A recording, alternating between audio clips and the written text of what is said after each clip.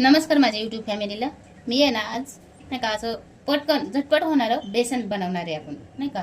तर समजा आज आपल्याला भाजीला काय नाही आणि पटकन करायचं टिफिनसाठी, तर आपण पटकन होणारी रेसिपी करणार आहोत आज.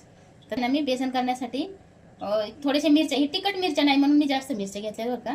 थोडीशी कोथिंबीर घेतली, कढीपत्ता घेतलाय, थोडासा एक टोमॅटो घेतलाय आणि एक कांदा घेतलाय. तर आपण आहे ना ही कापून घेऊयात आता कांदा.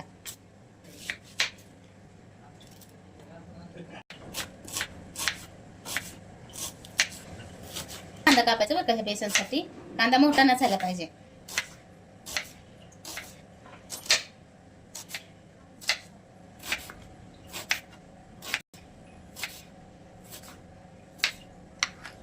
कापून घेतला मी. कढीपत्ता पण याच्यात असं टाकून घेणार आहे. नाही टाकणार आहे बरं का, अर्धच टाकणार आहे, अर्ध ठेवणार आहे मी, कारण जास्त होईल ना टोमॅटो.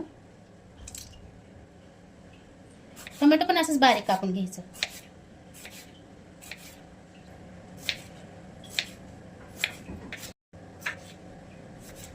बारीक कापून घेतला मी. कोथिंबीर पण अशीच बारीक कापून घेणार आहे. ही पण होणारी रेसिपी आहे बरं का. मिरची पण आपण अशीच बारीक बारीक कापणार आहे, एकदम बारीक कापायची मिरची पण. ना बारीक मिरची पण कापून घेतलेली आहे मी. मिरची, कोथिंबीर, टोमॅटो, कांदा आणि कढीपत्ता हे मी जिन्नस घेतलेले आहेत सगळे. बेसन चाळून घेऊयात. आपण आहे ना ही सगळं मिक्स करणार आहोत बरं का, कच्चच. ह्याला आपण तळून नाही घ्यायचं.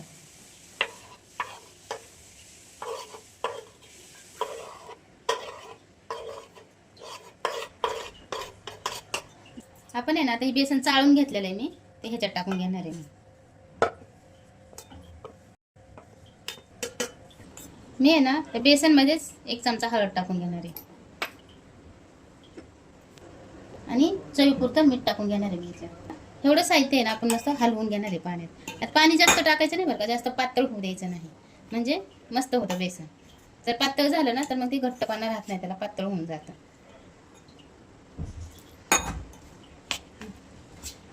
थोडं थोडं करून आहे ना पाणी टाकायचं, जास्त पाणी नाही टाकायचं.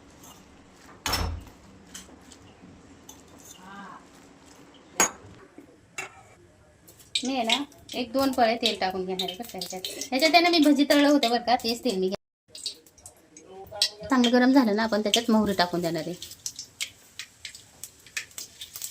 चांगली तडतडली मोहरी, चांगली तडतडली ना आपण जिरं टाकणार आहे ह्याच्यात. आता आहे ना मी ह्याच्यात हळद नाही टाकणार आहे फोडणीला. मी हळद बेसन मध्ये करताना खलवताना टाकलं होतं, तर मी डायरेक्ट असंच टाकणार आहे आता. ते असंच पीठ करायचं बरं का, जसं आपण भजीला करतो ना, भजीपेक्षा थोडंसं पातळ करायचं आणि असंच करून घ्यायचं. मला फोडणीला कांदा ही फोडणीला टाकायचंच नाही, डायरेक्ट असं शिजवून घ्यायचं बेसनमध्ये. खूप बेसन असं बेसन खूप भारी होते.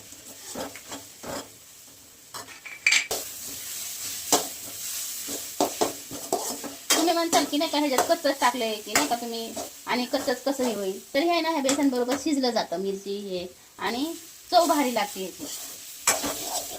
मी आहे ना माझ्या मुलांना जरा समजा मला उशीर जर झाला ना, तर मला काय नसलं पटकन भाजीसाठी, तर मी असंच करायचे आणि डब्याला द्यायचे. पण मुलांना एकदम आवडीला खायचे, जसे भजी लागतात का तसं लागतं हे सगळं. कारण भजीसारखंच आपण करतो ना हे बेसन.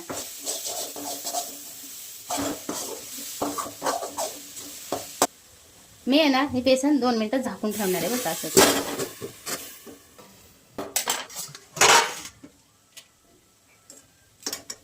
हे आपण झाकून ठेवल्यामुळे आहे ना त्याच्यातला कांदा, टोमॅटो हे सगळं शिजलं जातं आणि चवीला खूप छान लागतं बघा असं बेसन. तुम्ही करून बघा एकदा.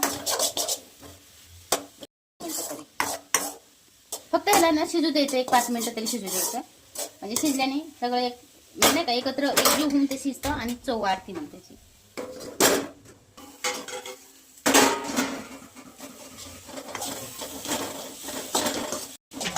हे आपलं बेसन आहे ना तयार आहे. ते असं डब्याला तर खूप छान आहे बरं काही. आणि जरी समजा आपल्याला नाही का करूशी वाटलं की नाही का आता एकटंच आहे आणि भाजी करायचा कंटाळा आला, हे असं करून बेसन खायचं, खूप छान होते बघा.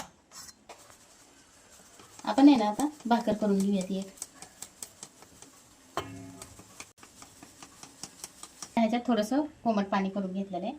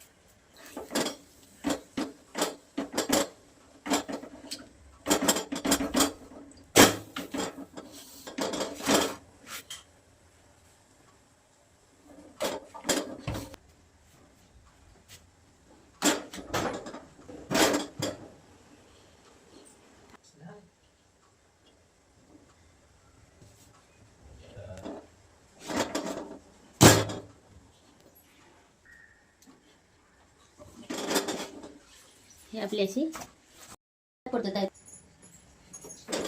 ही अशी आपली गरमागरम भाकरी.